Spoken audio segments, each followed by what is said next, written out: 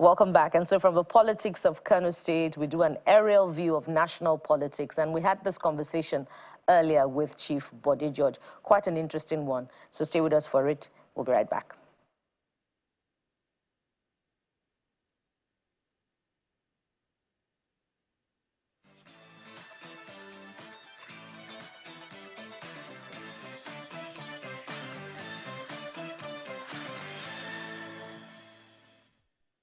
Welcome back. So we're staying with issues at the heartbeat of the nation, particularly with the activists back at the trenches. Rivers, there's also the state of emergency. There's insecurity in the North Central. So joining us on this particular segment for what we hope will be a productive conversation is elder statesman and PDP chieftain, Chief Bode George. Good morning, Chief, and thank you so much for joining us on this segment. So we'll say good morning to you and to all the listeners. Thank you, sir. So we finally got you, and we're going to make it worth our while. So earlier on Monday, we saw the Take It Back movement hit the streets, and in what was supposed to be a national police day, we also saw the treatment that was meted out on them. They were tear gassed by the police, and in fact, our own correspondent was also attacked. Chief, what are your reflections on this series of events, particularly, our democratic development? What would be your submissions as you reflect on these issues? It's very heart-wrenching for me. It's when you look back. When I look back at my younger days, this system we are running, where everybody is pretending that all is well. I want to appeal to Mr. President and his team. All is not well in this country. The most striking one was, the insecurity issue. Before, you will hear in the Southwest, Fulani tradesmen and Fulani cowmen are already ravaging, killing, abducting. Now you hear also from the North the same issue that, Fulanis are being murdered. That sounds like something is not adding up. Our problem is that the system of governance, the type of constitution we are running, is not working.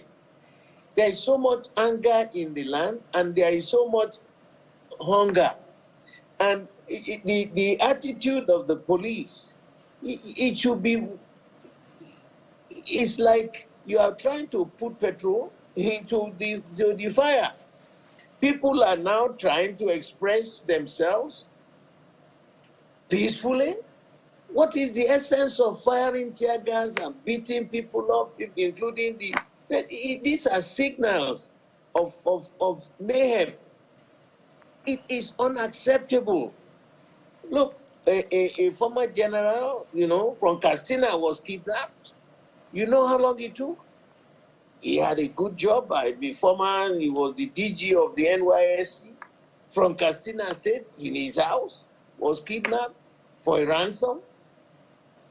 Look, I believe that all the agencies, from Ribadu to the DGSSS to the Egbetokun, to all these people, they need to sit down. And all these people creating problem must be visited, be advised. Not only those boys on the streets, there are the quiet so-called billionaires.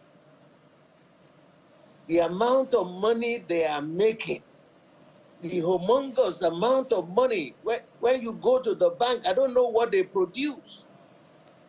You have MDs and the chairmen of these that having 4, 3, 4, 5 private jets. What are they producing in these banks? And it beats me hollow. I am in my 80s now, so what am I running after? What am I looking for? Papa Adebanjo is gone now. Papa Clark too is gone. They have handed over the continuation of discussion, not fighting. The real problem. The government is not the solution to our problem. The government itself is the problem.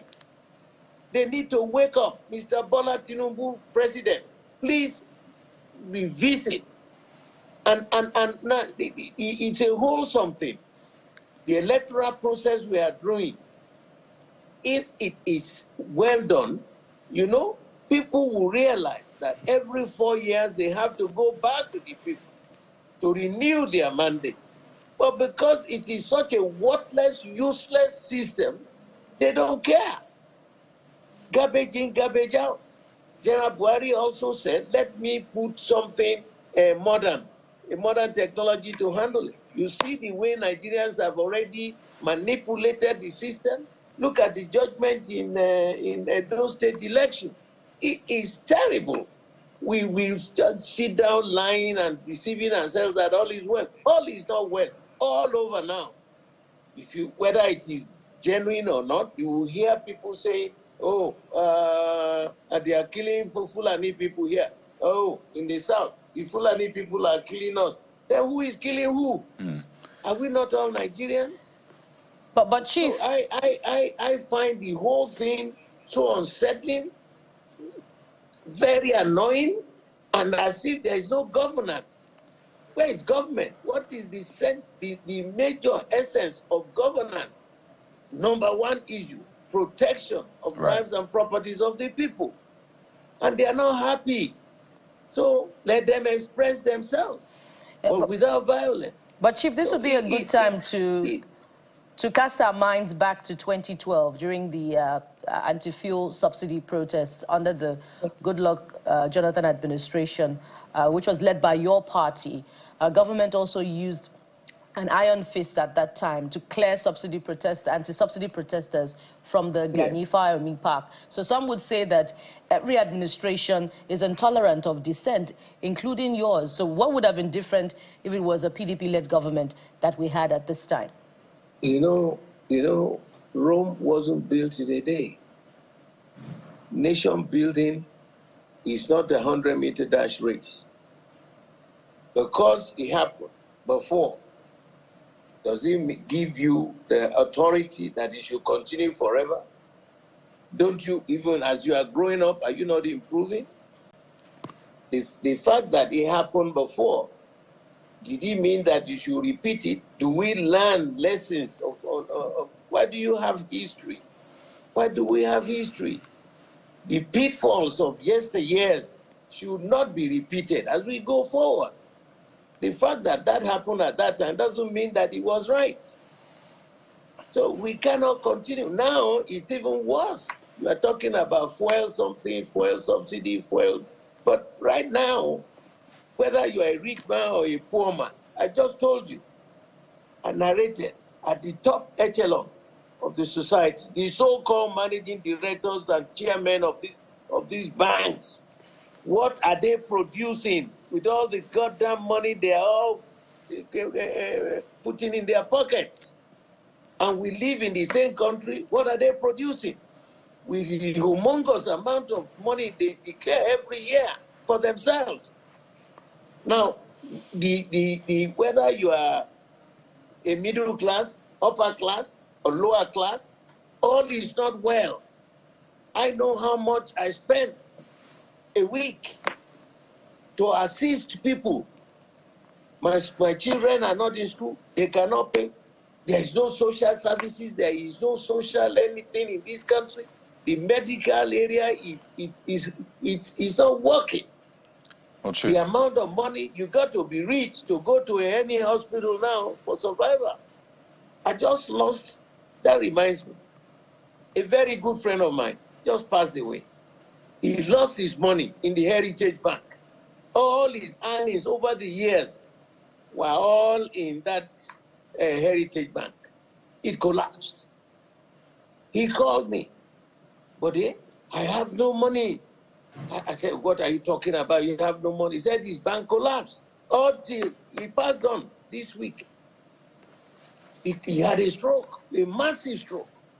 Is that what he had worked for? A 79-year-old man? I mean, come on. So what are we deceiving ourselves? The redistribution of the wealth. That's one. Number two, the system of governance we are having is like a military organization concentrated in one position. They must devolve power to all the states. Allow the states to handle the resources in their state for the benefit of their people. Federal government has no business in creation of local government and the running of local government. We copied the American system. What has President Trump got to do with your county? The resources in New York City, the mayor of New York controls JFK, that is the airport. The seaport there, controlled by the mayor of New York. But look at it here. All the ports, everything around it is controlled from the center. Well, Chief George, pardon me to come in here. Go to one place. No, it's not right. Let me just come in here, It's Chief George, right. And first to say our condolences to you and his family on the passing of your friend.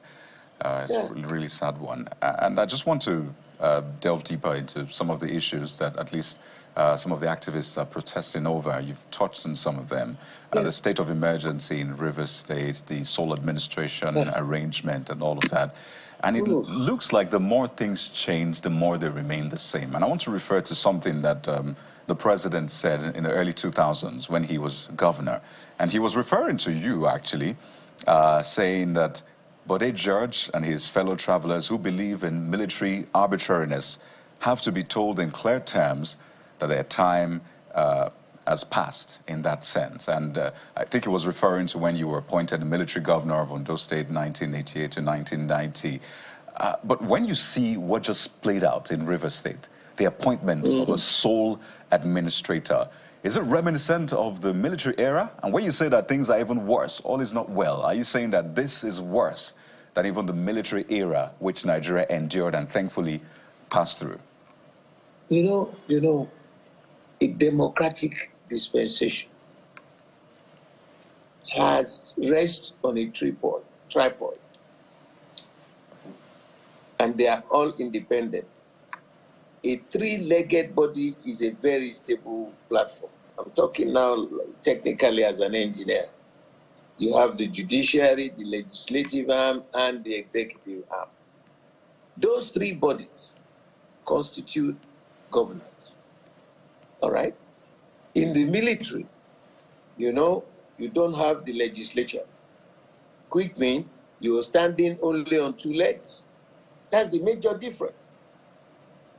And so, saying, once you have a democratic dispensation with three independent bodies over the years, since the period of Abraham Lincoln, government of the people, government for the people, government by the people, meaning, yes, you will have the judiciary to handle issues, to settle issues, to explain the Constitution, right? Then you have the legislative arm that will be built purely to make laws, and the executive to run the system. If there is any disagreement between A and B and C, whatever, you go back to the law courts to interpret the Constitution legally. Now, the difference between military and the democratic government is what I've just explained to you. He said, yes, I should be reminded that I am no longer in the military. Of course, I know. I have seen both sides.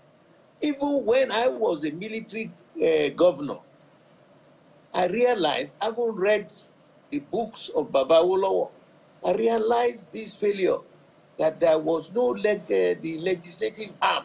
How do you reach the people? Because the essence of governance is about the people. You are to make sure you utilize the resources of the land for the benefit of the people. So how do you have a feedback? How do you know if it's a military administration? What I did was simple. Every Thursday, throughout my 3 years there, we went out to one local government or 2 or 3, depending on the time frame, in a day. Every Thursday, we will visit them to have a feedback directly. The Obas will be there, the youths will be there, the market women will be there, the elders in the local government will be present for us to let us have a feedback of what they are feeling about us. The various programs we are doing for them.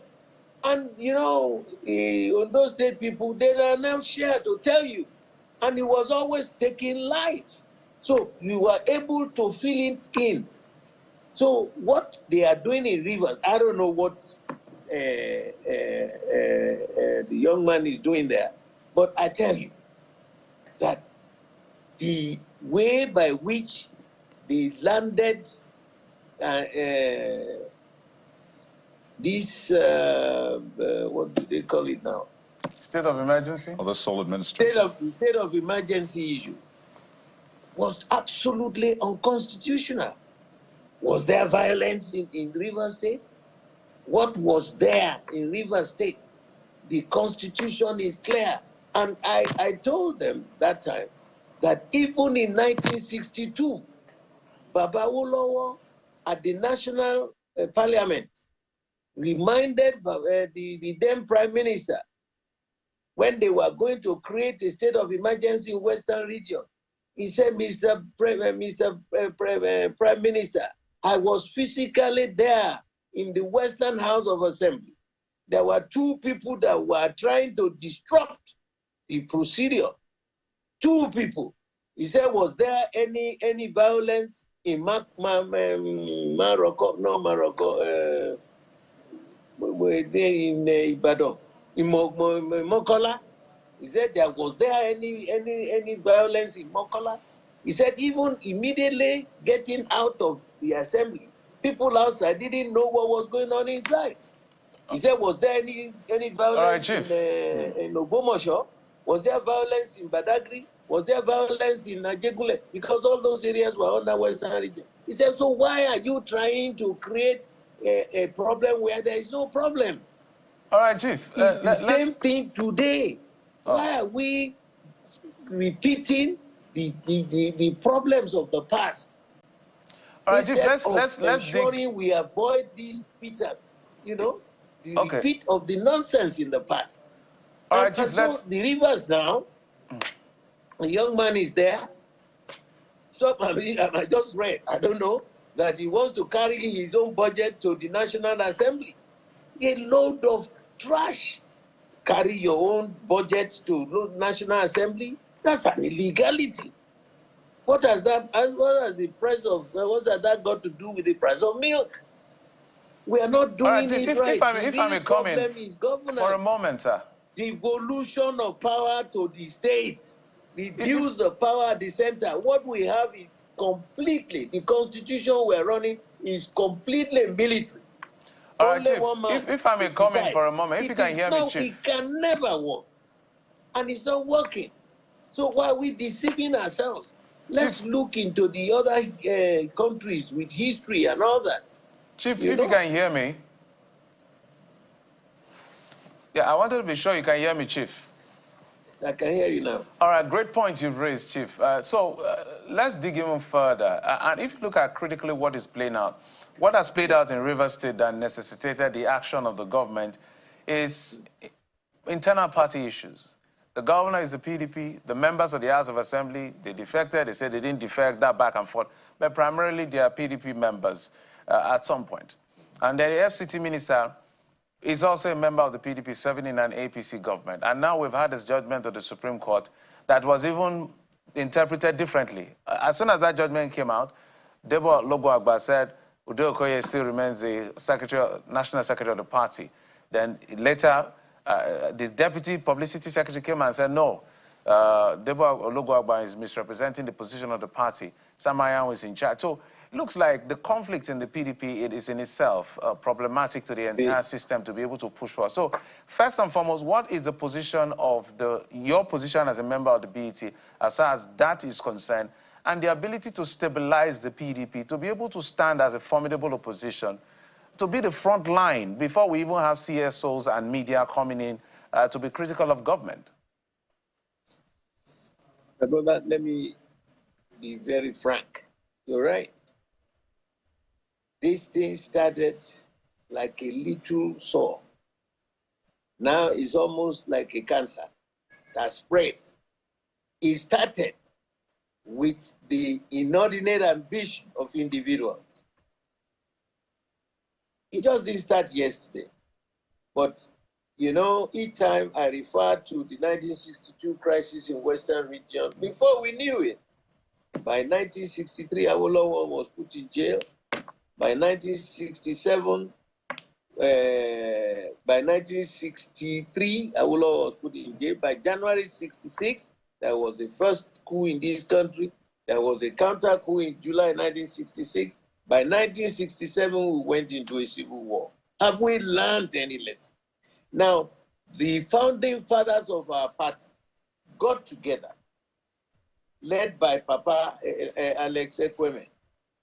They looked at the country. What are the prevailing areas of friction, perpetual friction, that we should really address? They came up with a concept where every night, because in the Second Republic, majority people had their way, minorities were onlookers. It cannot work where you are all members of an association, we're all Nigerians, only majority tribes will decide who goes right, who goes left. So they came up with this brilliant concept. It's not novel, because that is what is practiced in Switzerland. That he divided, that's this, Baba Ekweme and his group, G14. He invited people from all over the country. Chief Bola Ige from the West, Papa just Solomon La, Papa Siroma, Papa Bamanga Tuko, all over, Professor Aminu, and all sorts of old people who had been in governance since the beginning of the independence. They got together, divided Nigeria into 6 geopolitical zones, and came up with 6 top positions. All right? President, Vice President, Senate President, Speaker, Secretary to Government, and the National Chairman of the party. So every zone will go home with one of these positions. And at the end of the 8 years, all the positions in the northern zone will come to the southern zone. All the ones in the southern zone will go to the northern zone. Very brilliant. There was equity, there was justice, there was fairness, there was, and it worked. It stabilized Nigeria from the military rule. Now, what had created this present mayhem was the tinkering of that concept. If you remember, President Buhari, where did he come from? Is he from Lagos or from Calabar? He's from Katsina. So after 8 years in the north, automatically by the system we had that had been established by these founding fathers, the presidential candidate must emerge from the south. No, they manipulated it. The chairman of the party, the chairman of the convention, all of them manipulated and created the mayhem. We advised. All right. Now, you can never, no, you see, I'm trying to drive to a point to explain to people. Okay, let me correct you. That was the beginning of this mess we found ourselves. Now, the PDP has a system by which we will resolve our problem. I want to assure you that the day we have the next NEC meeting, we will resolve our problem. So many people have been interpreting, the procedure, the laws, the constitution of the party to suit themselves. I believe that when we sit, thank God, I was one of those people who were elected the first convention in 1999. And the rules are clear. I spent 10 years working at the national headquarters of the party. So that was what led to all this infighting, pettiness, the judiciary or judiciary or whatever, all this involvement of people driving everything in different positions. But I have a belief. Pardon me if I may come in there. You talk of manipulation. Before you come in, my dear, let me finish this one. Okay, go ahead, sir. I have a belief that when we meet, we will fight, we will discuss, we will debate. In the long run, what will happen is that we will come to a decision, unanimous decision, because we will now put at the center of discussion the process that was established by the founding fathers of the party. Those who don't like it can take a walk and go and join another party. It has worked for this country, and it will work for this country. All these people struggling, fighting pettiness, it's like a total madness right across the whole spectrum. All right, Chief. It's unacceptable to some of us. No. Harakiri has been committed by all sides. All right, so for what? If I may come in there, Chief, you're not the first person that has expressed optimism that there will be resolution of PDP issues at the next NEC meeting. We're yet to see it, and if you refer to the past manipulations as a result of one person's ambition. One of the actors at that point who kicked against that process is the minister, Nyesom Wike, of the FCT, whom many have ascribed to being responsible for the Rivers crisis. And reports, as a matter of fact, suggest that he's currently meeting with the State Assembly members in the UK. Why has the PDP been unable to, institute any form of disciplinary action against the minister over these issues? Some say he is the one that is responsible for even the bigger crisis on the bigger level of the People's Democratic Party. That's on the one hand. On the second hand, and I'd like you to summarize this as much as possible, what is the value in this realignment ahead of 2027 of the third force, where we see actors like the Bauchi State Governor and the LP presidential candidate coming together? We see your presidential candidate, Alhaji Atiku Abubakar, and former FCT minister and former Kaduna Governor, Nasir El-Rufai, in the same political gathering. Is it anything that we should be paying attention to as far as 2027 is concerned? What should come first? The people. Our attitude to manage the resources of this country for the benefit of the people. Individualism can never solve this. Personal ambition is a very dangerous, very stupid approach to problem solving. You must give in to something.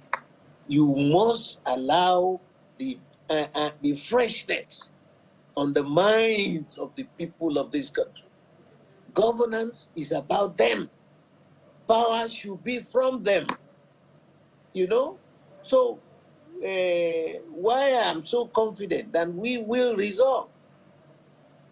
Some of us will be there so that we tell these other people who are dancing on the graves of these founding fathers, so stop it.